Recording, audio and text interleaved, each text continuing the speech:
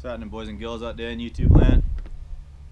Just wanted to slap up a quick video for y'all airgun enthusiasts out there. Oh yeah,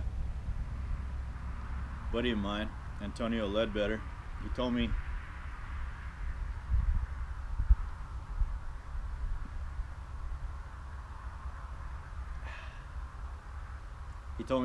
hey, you can't drink your coffee right in the middle of your sentence. Shout out to Antonio if you're watching.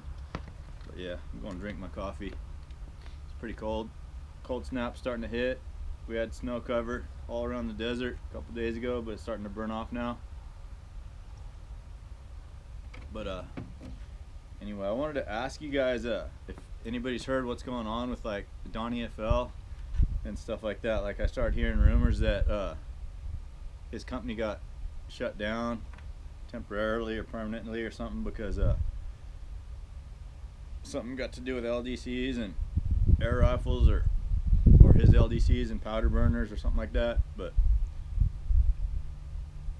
yeah, I just wanted to see what you guys heard about that, if anybody out there has heard anything about that, because you know, that's like a pretty big deal as far as it goes with like air gunners and pest controllers and, you know, just people that are enthusiasts for backyard plinking and you know, just covering their gardens from pesky varmints. You know, we want to be able to use you know, sound moderators to be able to do that, because, you know, some PCPs, like, if they're unmoderated, it can sound like a real 22 LR or something like that going off, and, you know, you can't really be sounding like that, just, you know, cracking your backyard pests, because everybody freaks out. So it's kind of a big deal if you know, the current like climate of political stuff as far as like rifles and all that, you know, starts encroaching on everything in the PCP world, you know, just like they did in the UK. Those guys are down to sub 12 foot-pounds, and then you know, over here everybody's used to shooting like high foot-pounds, high energy air rifles, so I can't imagine only shooting 12 FPE or 11 and a half or whatever those guys run, because yeah, it's America, baby.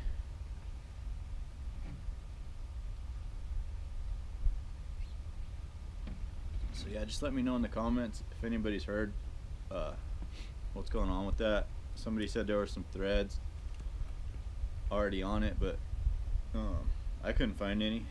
You know, I haven't been able to find any information on it.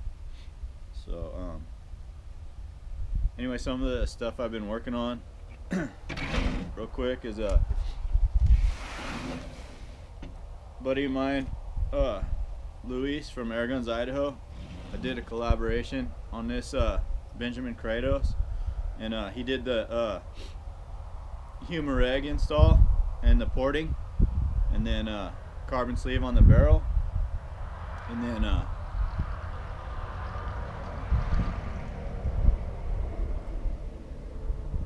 I went ahead and did the barrel band and the LDC, and I put the 300 bar carbon bottle on there, and then I just slapped one of my scopes on there to sight her in. But she ended up shooting 905 feet per second, the JSB 25s, and the best pellets that we found so far are the Mark II Heavy 33 grain JSBs, and then actually the Predator GTO 16 grain shot just as well. So they were both printing like half-inch groups at 50 yards, those two pellets.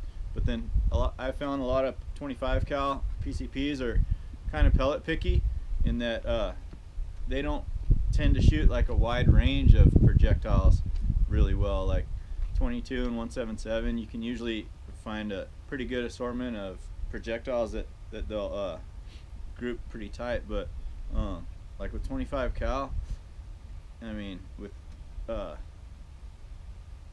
everything that I've kind of tested, it just seems like they're more pellet picky. What do you guys think? But yeah, there's the Kratos. So if anyone needs a bottle band for the Kratos, we got those now. You know, I can make it in the same size as the OEM shroud, or whatever size bottle you guys have. So yeah, that project turned out pretty good. Shout out to Luis at Airguns of Idaho for getting the initial tune. Shout out to Bill, whose PCP it is. But yeah, and then another project that I've been working on is this is a brand new out of the box Gauntlet 2 in 25 cal, and it's got the G-Tac trim all over it. It's got the harmonic dampening grommets inside the shroud. It's got the aftermarket carbon bottle with the aftermarket high power reg.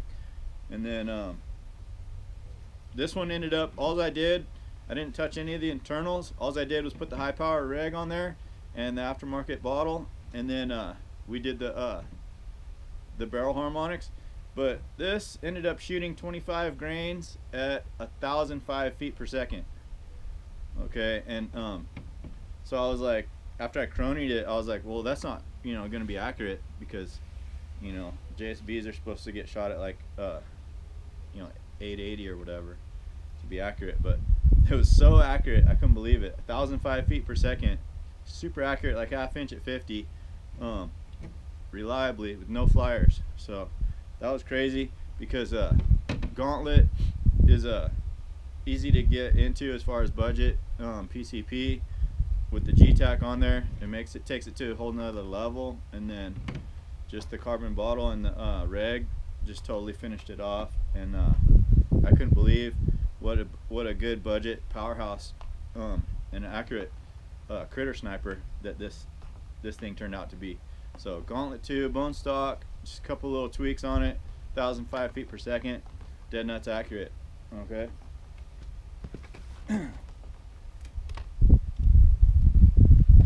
Then I was like, alright, let's take a Gauntlet 1 fresh out of the box. We're going to do all the same stuff to it. So this one and the Gauntlet 2 is virtually identical. We got the 360cc bottle, the high pressure reg, the internal shroud dampening the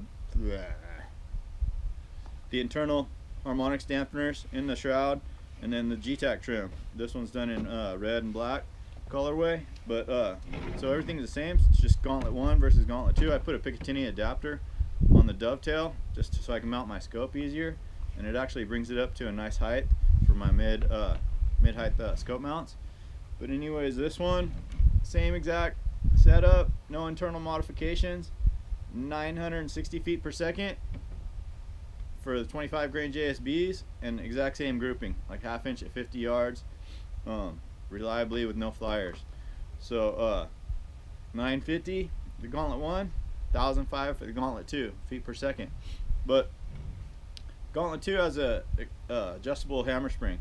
Gauntlet 1's not, but you can get an aftermarket adjuster, and there's spacing in the G-Tac to fit the aftermarket hammer spring adjuster. So you know, you might be able to get this up to close to how the Gauntlet 2 is with the hammer spring adjustment. But other than that, I'm not sure if it's importing or whatever. But yeah, a lot of power still, 950 on a budget. So Gauntlet 1 or Gauntlet 2, 25 cal, get real good performance and real good accuracy with this setup. Also been getting this, getting my Kral Puncher Jumbo Dazzle ready for this season. Sometimes I like shooting the Kral. It's unregulated, but it's 250 bar fill, so we get kind of a lot of shots. I got a 500cc carbon bottle on there. We have bottle bands for Puncher Jumbo. Doesn't have to be the Dazzle, you know, it could be the Monte Carlo stock version. The barrel bands will still fit and help out. And then we've got Kral Puncher Jumbo barrel harmonics reduction grommets inside this shroud as well, and that always just helps out with your accuracy and your point of impact reliability. But yeah, so the Kral is definitely ready to do some pest control sessions this winter. If you want to see this rifle in action, check out some of my older videos. I mean, I've taken it out in sub-zero temps, and it's just a laser beam.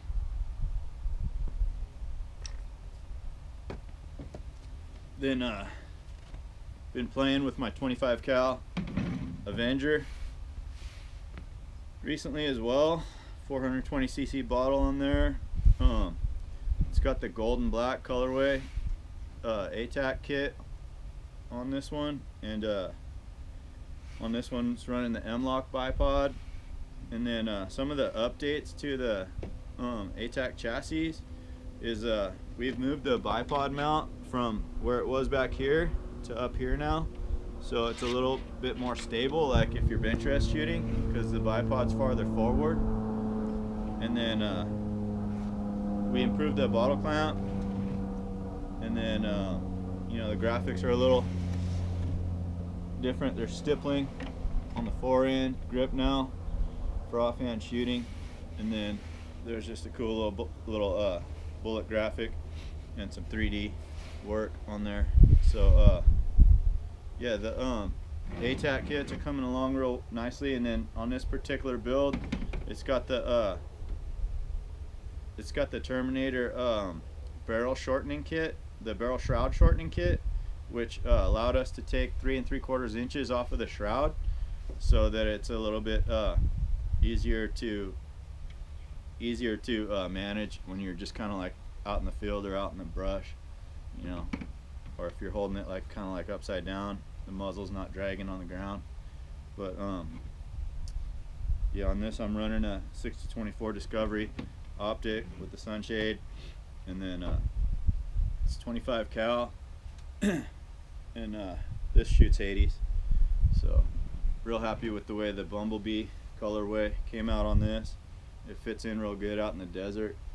It blends in real good. And then that's like my go-to walk around PCP right now. But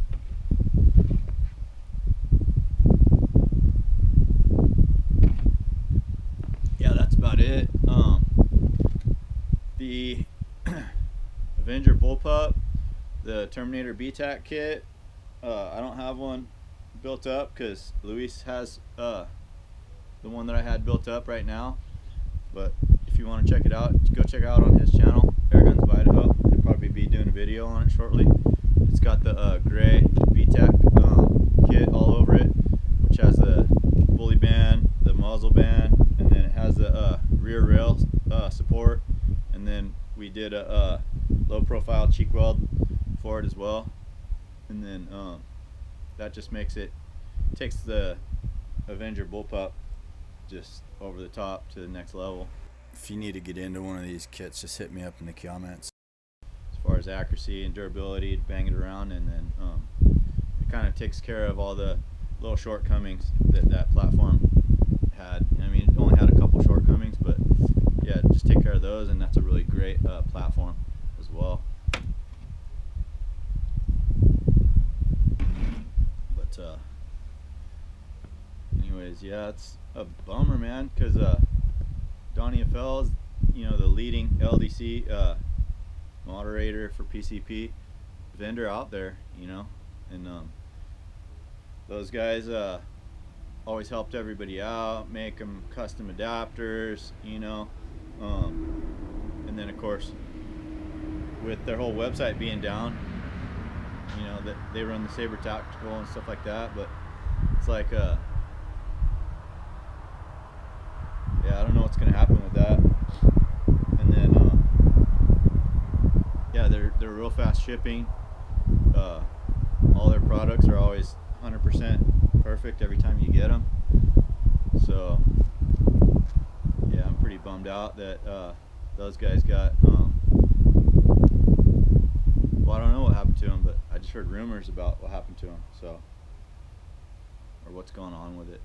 So I mean, if their website's just down for one day, I mean, they got to be losing a lot, you know, just because I'm sure they take in a lot of orders per day, you know, from all around the country or maybe around the world, you know, just online sales. So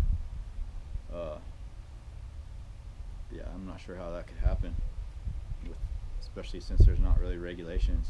But you guys think that stuff needs to be regulated by the government? Let me know in the comments what you guys think is going to happen, or what you guys think should happen.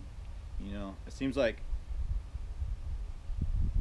during the pandemic, you know, like everybody was like, oh, hearing rumors that there was going to be food shortages, and I know a lot of people that, you know, went out and got brake barrels or whatever just to be able to snipe critters if, you know, there was no meat on the shelves and stuff like that. And then, you know, the PCP thing kind of exploded, and then of course you know, a lot of people ended up wanting to upgrade, and you know, and then got into the hobby, and a lot of the PCP guys now started replacing their old powder burner collections with PCPs and just getting rid of a lot of their powder burner collection. You know, I heard that so many times.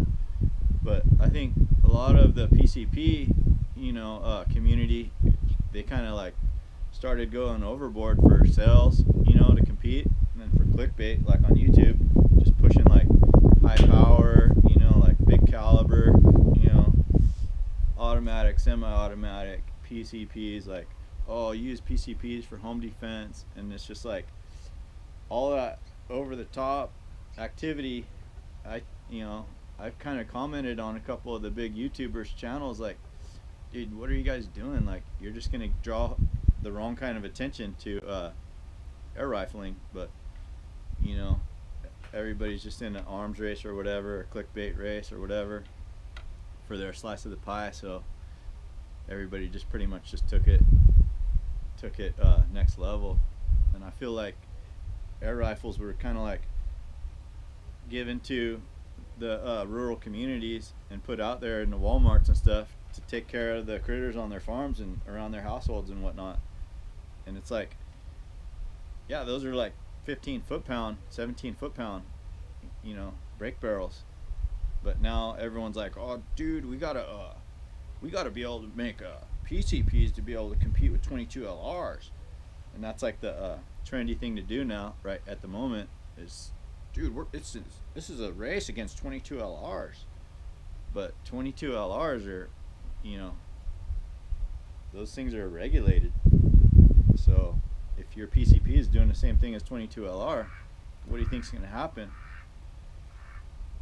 So, I mean,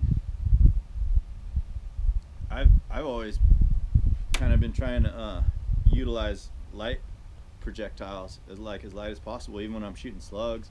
You know, even when I'm shooting slugs, I shoot 16 grain, 17.5, 19 grain max, you know, slugs, and 22 cal. It's rare that you can put down yotes with PCPs. So, you know, you're pretty much, we don't have hogs around here in Idaho. So around here with PCPs, we're just pretty much working on small quarry and small game. But yeah,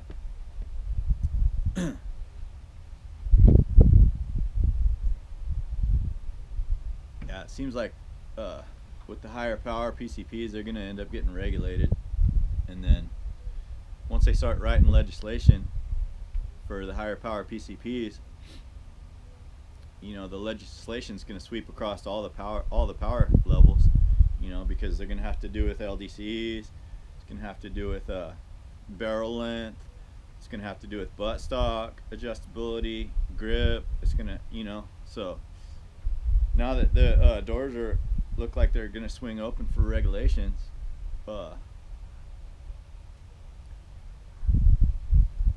things could get kind of bummered out for PCP enthusiasts.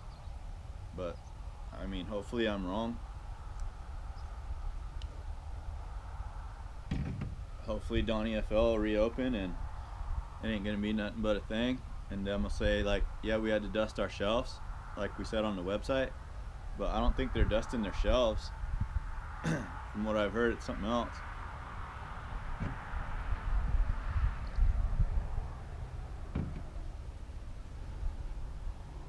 But anyway, boys and girls, that's all I got for you. Mr. Terminator, the King Starlink Exterminator is gonna be over and out for this here episode of Pimp Yo PCP. So anyways, we'll catch you guys later on to the next one.